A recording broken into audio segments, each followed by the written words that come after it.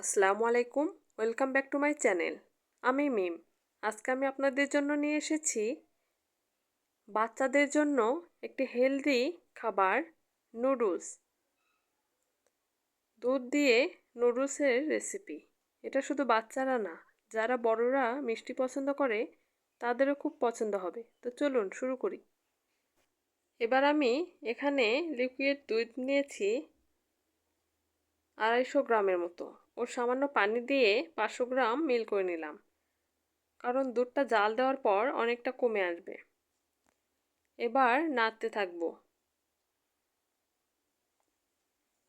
নাড়তে নাড়তে দুধটা বলক উঠে আসবে ও সে পর্যায়ে দিয়ে দেব চিনি। যারা মিষ্টি বেশি পছন্দ করেন তারা হাফ কাপ চিনি দিলেই হবে, আর যারা একটু কম পছন্দ করেন তারা 1/3 কাপ চিনি দিতে পারেন ও সামান্য লবণ দিতে পারেন মিষ্টির ব্যালেন্স রাখার জন্য।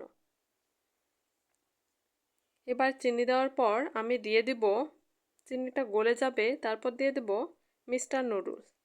আমি এখানে 1 প্যাকেট মিস্টার নুডলস নিয়েছি, মশলাটা ব্যবহার করিনি। এবার নাড়তে থাকবো। নেড়ে নেড়ে নুডলসটাকে সিদ্ধ করে নিতে হবে।